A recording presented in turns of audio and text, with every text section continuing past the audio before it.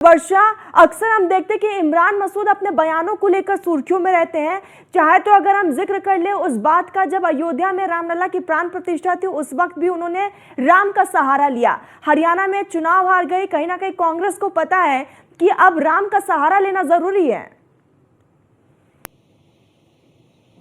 देखिए, बिल्कुल जिस तरह से इमरान मसूद पहले भी कई बयानों में आ चुके हैं, सुर्खियों में उनके बयान हमेशा रहते हैं। इस बार भी जिस तरह से दशहरे के मौके पे उन्होंने बयान दिया है सहारनपुर में, ये साफ हो चुका है कि कांग्रेस पार्टी भी अब राम का सहारा लेने जा रही है। लेकिन इमरान मसूद के बयान कई बार ऐसे रहे, चाहे वो प्राण प्रतिष्ठा के समय पर उन्होंने राम के ऊपर बयान दिया हो, चाहे आज वो दशहरे के ऊपर वो राम के ऊपर बयान दे रहे हैं कि राम हमारे हैं, राम तुम्हारे अगर है जितने तो उतने ही हमारे हैं। चाहे वो शबरी के नाम पर राम की बातें कहें, फिर उसके बाद जिस तरह राम के जीवन को वो लगातार एक एक करके बताते हुए नजर आ रहे हैं, ये साफ हो चुका है कि जिस तरह से राम की राजनीति पहले से देखने को मिली है, चाहे वो बीजेपी की तरफ से राम राम राम के नाम सुनने को मिले हैं, उसी तरह इमरान मसूद भी अब राम का नाम जपते जा रहे हैं और उनको पता है कि राम के नाम से ही नैया पार लगेगी।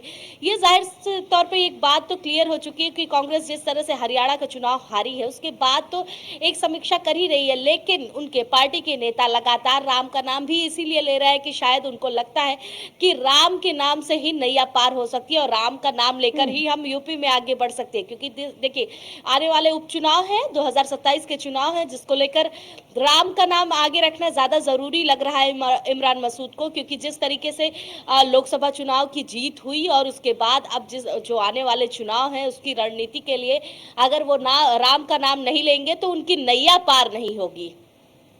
बिल्कुल। और वर्षा, कहीं ना कहीं ये वही इमरान मसूद है जो बोटी बोटी से लेकर रोजी रोटी तक कई विवादित उन्होंने बयान दिया है और अब वो राम का सहारा ले रहे हैं। और इससे पहले हमने देखा कि जब कांग्रेस की सरकार थी तो सुप्रीम कोर्ट में राम के अस्तित्व पर ही सवाल उठा दिए गए थे। और ऐसे में अब साफ तौर पर कहा जा सकता है वर्षा कि कहीं ना कहीं कांग्रेस भी सॉफ्ट हिंदुत्व की राजनीति कर रही है। देखिए, बिल्कुल जिस तरह से कांग्रेस के नेता इस तरह के बयान दे रहे हैं, राम के नाम पर वो लगातार अब बोल रहे हैं कि राम तुम्हारे हैं, राम हमारे हैं, राम के जीवन को पूरा वो व्याख्या कर रहे हैं कि राम का जीवन कैसा रहा है, राम के आराध्य क्या है, राम किस तरह अपने जीवन में आगे बढ़े। ये साफ हो चुका है, एक सॉफ्ट हिंदुत्व की राजनीति अब कांग्रेस भी करना चाहती है, क्योंकि वो जानती है कि अगर आपको वोट पाना है और अगर आपको आगे बढ़ना तो एक राम का नाम का सहारा तो लेना पड़ेगा। इससे पहले इमरान मसूद के बयान कई रहे, चाहे कांग्रेस के बारे में अगर बात की जाए तो राम के अस्तित्व पर सवाल कांग्रेस पार्टी ने खड़ा किया, लेकिन जिस तरीके से अब लगातार राम का नाम ले रही है मैं आपके कांग्रेस पास, इसी बीच हमारे साथ चक्रपाणी महाराज जुड़ चुके हैं। महाराज जी, जिस तरीके से इमरान मसूद का बयान सामने आया है, उन्होंने एक बार फिर से राम का सहारा ले लिया है। इससे पहले हमने देखा कि जब लोकसभा का चुनाव था तो उस वक्त भी राम का सहारा लेते हुए नजर आए और एक बार फिर से उन्होंने कह दिया है कि राम सिर्फ आपके नहीं है, राम तो हमारे भी हैं। नहीं, देखिए, भगवान राम तो अखिल ब्रह्मांड के नायक हैं और सब में है, अब सबके लिए है, ये तो कोई बात नहीं। लेकिन निश्चित रूप से एक समय आता है, रावण भी जब अंत समय आया और जब उसको अंतिम समय आ गया तो उसने भी राम का नाम लिया। तो राम का नाम के बिना मुक्ति और मोक्ष नहीं है। चाहे इस भव सागर से पार करना हो, चाहे इस दुनिया में आपको धर्म अर्थ काम मोक्ष चारों पुरुषार्थों की प्राप्ति करनी है, तो राम के बिना कोई चीज संभव नहीं है। इसलिए राम कण कण में है, राम सब में है और राम सबके है। तो राम के बिना तो कोई चीज तो हो नहीं सकता, संभव ही नहीं है, हर सांस में राम है। तो इसलिए लोग राजनीति के चक्कर में कभी भगवान राम को काल्पनिक कर देते हैं, कभी कुछ कर देते हैं और अनेक टिप्पणी कर देते हैं। लेकिन सच्चाई है कि अंतोगत्वा राम के शरण में ही जाना पड़ेगा। हमारे कई ऐसे लोग जानकार थे जो पूरी जीवन जो है नास्तिक रहे, लेकिन अंत में आते आते वो भी भगवान राम के शरण में आए। और यहाँ तक कि अपने जो कर्म कांड को, संस्कार को नहीं मानता था, उन्होंने भी अपने पुत्रों से कहा कि भाई मरने के बाद हमें एक सनातन विधि से संस्कार करो और हमें वो है। तो कहने का मेरा मतलब है, दुनिया, पूरी दुनिया कहीं न कहीं सनातन से प्रभावित हो रही है। क्योंकि और राम तो अपने आप में भगवान विष्णु के अवतार थे और उन्होंने आके एक लीला किया मनुष्य रूप में, जिसको पुरुषोत्तम राम भी कहा गया है। उन्होंने एक आदर्श प्रस्तुत किया कि कैसे एक पुत्र को होना चाहिए, कैसे एक राजा को होना चाहिए, कैसे एक समाज की सेवा एक राजा बन के करना चाहिए, सभी आदर्श रूप में प्रस्तुत किया। उन्होंने जिसने उनको कैकेयी ने वनवास किया, वो भी उनसे भी कभी घृणा नहीं किया, बल्कि वनवास जब समाप्त हुआ, जब आए अयोध्या, तो सबसे पहले माता कैकेयी का उन्होंने पांव छुआ और उनसे आशीर्वाद लिया। तो मेरे कहने का मतलब, राम अपने आप में पूर्ण है, संपूर्ण है। अगर जो एक अच्छे इंसान भी बनना है, अगर समाज में एक अच्छे राजनीतिक भी बनना है, एक अच्छे आपको अधिकारी या वो बनने हैं, तो राम से प्रेरणा लेनी होगी। राम अगर है तो राम कर्म सिखाते हैं, राम मर्यादा सिखाते हैं, राम एक संस्कार देते हैं। तो राम तो सांस लेकिन में है। चक्रपाणी महाराज जी, सबसे बड़ा सवाल यही हो जाता है कि आखिर चुनाव के वक्त ही राम की याद क्यों आती है? क्योंकि जब अयोध्या में प्राण प्रतिष्ठा था, तब यही वो नेता थे जिन्होंने जाने से इनकार कर दिया था, कहा था कि ये कौन होते हैं हमें बुलाने वाले, राम हमें खुद बुलाएंगे। और ऐसे में लोकसभा चुनाव के वक्त भी हमने देखा, और अब ये बयान दशहरा के वक्त। तो क्या राम को सिर्फ पॉलिटिक्स के लिए इस्तेमाल किया जा रहा है? नहीं, देखिए क्या है, हर व्यक्ति का एक अंत होता है। चुनाव क्या होता है, नेताओं का एक जीवन मरण का प्रश्न होता है। क्योंकि देखो, यश की प्राप्ति ही जीवन का आधार होता है, और अपयश हो जाता है तो उसको हताशा जीवन में आ जाती है। तो चुनाव जो है, नेता कोई भी लड़ते हैं, प्रत्याशी तो बहुत होते, जीतता कोई एक है, तो उनके जीवन मरण का प्रश्न होता है। तो मैंने पहले बताया ना कि रावण भी अंतिम समय में राम का नाम लिया, तो पूरे जीवन भर लड़ता रहा। वो असुरों का सम्राट था, वो जब पूरे सब समाप्त हो गए, वो भी लड़ता रहा, और जब मारा गया, मारते अंतिम समय में राम का नाम लिया। तो इस तरह से जो है, इसी प्रकार से ये लोग हैं, ऐसे छद्म नेता हैं। काश इनको सद्बुद्धि आ जाती, अगर पहले से लेते तो शायद और मुक्ति मिल जाती और इतनी आलोचना का सामना नहीं करना पड़ता। लेकिन चलिए, देर आए दुरुस्त है, अंत समय भी नाम अगर जो ले तो दिल से ले, हो सकता है दिमाग से न ले, वो अपने ऊपरी सिर्फ चुनाव जीतने के लिए न ले। तो इसलिए राम का नाम अगर लेना है तो दिल से ले। भगवान राम तो इसमें कोई दो राय नहीं कि सबके हैं और सब में राम है वो। लेकिन मेरा ये मानना है कि राजनीति के लिए सिर्फ न हो, ये हृदय परिवर्तन हो। क्योंकि हमारे सनातन धर्म में व्यक्ति को परिवर्तन नहीं किया जाता, बल्कि उसकी आत्मा परिवर्तन किया जाता है, आत्मा को परिवर्तन किया जाता है। तो इसलिए आत्मा से परिवर्तित हो, आत्मा से शुद्ध हो, पवित्र हो, भगवान राम के प्रति आस्थावान हो, तो हमें लगता है इतनी संघर्ष की, इतनी कटुता की आवश्यकता ही नहीं पड़ेगी। जहाँ राम है वहाँ सब कुछ सुलभ है। चक्रपाणी महाराज जी, जैसे कि राम का सहारा लिया जा रहा है, क्या लगता है कि कांग्रेस एक सॉफ्ट हिंदुत्व की राजनीति कर रही है? देखिए, कांग्रेस तो अब क्या बताया जाए, जिसके नेता अभी तो जो नेतृत्व है वो तो पूरी तरह कंफ्यूज है। वो कभी कहते हैं कि मंदिरों में लड़कियों को छेड़ने के लिए लोग जाते हैं, कभी कुछ अनाप शनाप जितना बरसते रहते हैं, कभी वीर सावरकर के खिलाफ सीधे आपत्तिजनक, अब उनको नोटिस भी हुआ है, राहुल गांधी जी बार बार बोलते रहते हैं।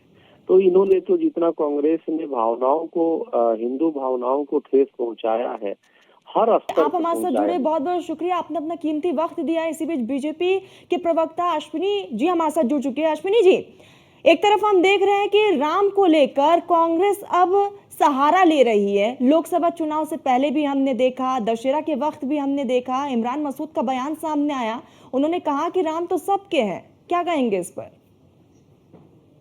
एकदम कहना क्या, राम के शरण में तो सबको आना ही पड़ेगा।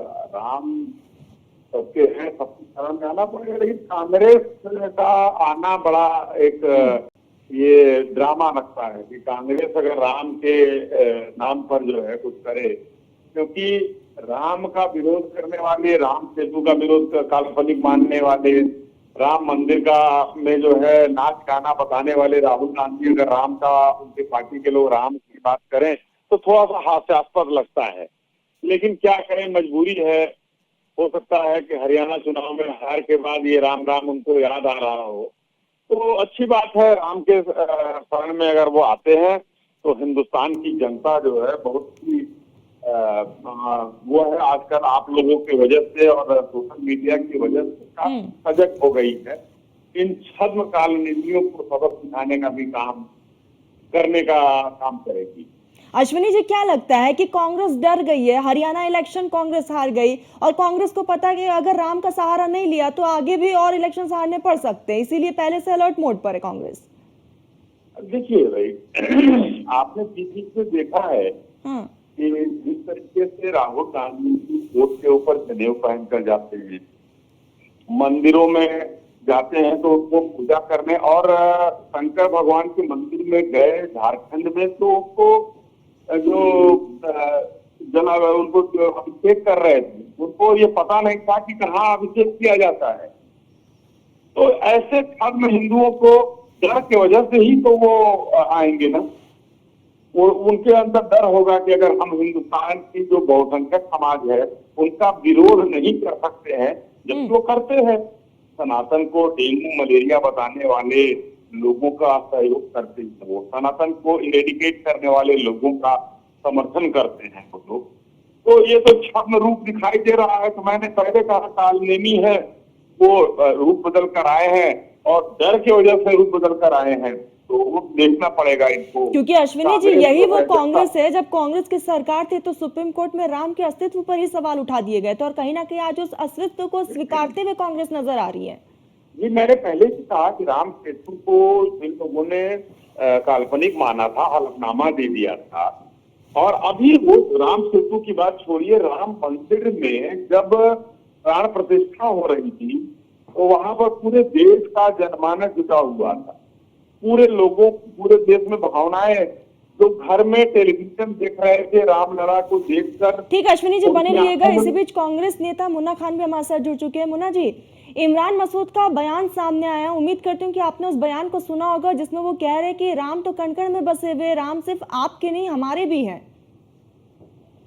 जी बिल्कुल, वो बयान सुना और मैं कह रहा हूँ कि इमरान मसूद जी के बयान को ही हम एक गंगा जमनी तहजीब और भाईचारगी निभाने वाली बात कहते हैं। वाकई राम कण में है, तन में है, मन में है, अगन में है, आंगन में है, ऑफिस में है, घर में है। तो तन में और कण में वाकई राम बसे हुए। राम, लेकिन मुन्ना जी, सबसे बड़ा सवाल यही है कि राम की याद सिर्फ इलेक्शन के समय क्यों आती है? लोकसभा चुनाव से पहले भी इमरान मसूद को राम की याद आ गई थी। अब उत्तर प्रदेश में उपचुनाव है, राम की याद आ गई। क्या कांग्रेस को डर है कि हरियाणा का इलेक्शन आ गए, अगर सॉफ्ट हिंदुत्व की राजनीति नहीं करेंगे तो आने वाले समय में भी नुकसान हो सकता है? देखिए, हरियाणा के इलेक्शन को आप एक तरफ रख सकते हैं। हरियाणा का इलेक्शन बिल्कुल तरह से ये था कि तंत्र जीत गया, लोकतंत्र हार गया। उस पर तो मैं बहस नहीं करता। जहां तक श्री राम जी का मुद्दा है तो उसके लिए भारतीय जनता पार्टी व्यापार करती है तो कांग्रेस पार्टी विरोध करती है, क्योंकि वो पूजनीय है, पूजने का विषय है, आस्था का विषय है, उसका व्यापार नहीं होना चाहिए। इस बात का विरोध है। श्री राम जी से किसी को कोई आपत्ति नहीं है, लेकिन आपत्ति तब होता है जब श्री राम जी कहते हैं और उसके नाम पे 1440 करोड़ चंदा का गमन करने का काम भारतीय जनता पार्टी के नेता करते हैं। अयोध्या में श्री राम जी के जमीन में दलाली खाने का काम भारतीय जनता पार्टी के नेता करते हैं। तो तकलीफ होती है, तब हम लोग विरोध करते हैं। मुन्ना जी, क्योंकि हैरानी वाली बात यही है ना कि जब कांग्रेस की सरकार थी तो यही वो तमाम नेता थे जो सुप्रीम कोर्ट में राम के अस्तित्व पर उन्होंने सवाल उठा दिया था और आज इस तरह के बयान दे रहे हैं, इसलिए हैरानी हो रही है। राम के अस्तित्व पे कोई भी सवाल नहीं उठाया था। अगर राम के अस्तित्व पे कोई सवाल उठाया तो वो उसका व्यक्तिगत मसला हो सकता है। किसी एक व्यक्ति के वजह से आप पूरे समाज, पूरे दल को आप बदनाम नहीं कर सकते। मैं ये कह रहा हूँ, मैं श्री राम जी नहीं कहता, मैं कहता हूँ जय श्री हनुमान। तो आप अभी बोला कि आपने राम जी का इंसल्ट कर दिया, ऐसा भी नहीं होता। तो आस्था हर आदमी का हर आदमी से जुड़ा हुआ है। कोई जय श्री राम कहता है, कोई जय हनुमान कहता है, कोई या अल्लाह कहता है, कोई या खुदा कहता है। तो जब सब मसला सब एक ही है, बाकी तुल देने की बात है। मुन्ना जी, स्वीकार करते हैं कि सॉफ्ट हिंदुत्व की राजनीति अब कांग्रेस कर रही है? क्योंकि कभी हम भगवान रंग में रंगे हुए राहुल गांधी को देखते हैं। तो मैं कह रहा हूँ ना कि सॉफ्ट हिंदुत्व की राजनीति कांग्रेस पार्टी कभी कर भी नहीं सकती, क्योंकि हमारे विचारधारा में हिंदू, मुसलमान, सिख, ईसाई सब है आपस में भाई भाई। हम किसी व्यक्ति विशेष, व्यक्ति जात और व्यक्ति समुदाय के लिए कभी भी राजनीति नहीं करते। पीड़ित हो, शोषित हो, वंचित हो, सभी के लिए कांग्रेस पार्टी काम करती आई है। इतिहास गवाह है, लगातार 70 सालों से उन्हीं लोगों के लिए काम हुआ जो वंचित है, जो शोषित है, जो मजदूर है, दो रोटी दो कपड़ा मकान, जिसे जरूरत है, रोजगार है, युवा है, किसान है, यही बात जवान है, बीजेपी महिला भी है, कहती है तो मुन्ना सभी जी, यही बात बीजेपी भी कहती है। बीजेपी के कथनी और करनी में बड़ा फर्क है। बीजेपी ने कहा 15 लाख रुपए देके आ गया क्या, 2 करोड़ नौकरियां आ गई क्या, 100 स्मार्ट सिटी आ गई क्या, बहुत ऐसी बातें हैं जो लक्ष्यदार भाषणों में 2013 अच्छा मुन्ना जी, आपका जवाब देंगे अश्विनी जी, अश्विनी अश्विनी जी जवाब दीजिएगा। कह रहे कि बीजेपी के करनी और कथनी में अंतर है। ने कहा कि अगर किसी ने हलफनामा दिया था तो उसका व्यक्तिगत मसला हो सकता है, पार्टी को बदनाम लगे। तो हलफनामा दिलवाया था सोनिया गांधी ने, दिया था कपिल सिब्बल ने। तो भाई अब उनका व्यक्तिगत बयान है। सोनिया गांधी तो कांग्रेस की मालकिन है। मुन्ना जी आपको निकालना दिया जाए कांग्रेस से। कहानी इस तरीके की बहुत है कि भाई पूरी जानकारी जो है, अब जिस तरीके से इमरान मसूद जी कह रहे हैं कि आराम के आदर्शों को हमको उतारना चाहिए, तो भाई अब ये तो राहुल गांधी को सिखाना पड़ेगा कि राम के आदर्शों को अपने जीवन में उतारे हो। वो तो नफरत की दुकान खोल रहे हैं किस तरीके से। नहीं अश्विनी जी, अभी मुन्ना जी ने कहा कि बीजेपी सॉफ्ट हिंदुत्व की राजनीति करती है और बीजेपी के कहने और करने में बहुत अंतर है, कथनी और करनी में। बीजेपी सॉफ्ट हिंदुत्व की राजनीति नहीं करती है, बड़ा ये लोगों को गड़बड़ी है। ये लोग कहें सॉफ्ट हिंदुत्व। 2014 तक जो है इन लोगों ने जो तुष्टीकरण की राजनीति और जो बहुसंख्यक समाज को इन लोगों ने छोड़ रखा, तो उनके ढाल के रूप में बीजेपी 14 के बाद खड़ी है कि हाँ जो बहुसंख्यक हैं हम उनके साथ खड़े हैं, लेकिन अल्पसंख्यकों को भी हमने छोड़ा नहीं है। इन लोगों ने तो बहुसंख्यकों को छोड़ दिया था। एक नहीं 100 उदाहरण हैं जो कांग्रेस के सरकार में होते थे। और अब जो है मकान सबको दे रहे हैं, राशन सबको दे रहे हैं, आयुष्मान सबको दे रहे हैं, बिजली सबको दे रहे हैं, पानी सबको दे रहे हैं। तो हमने भेदभाव नहीं किया।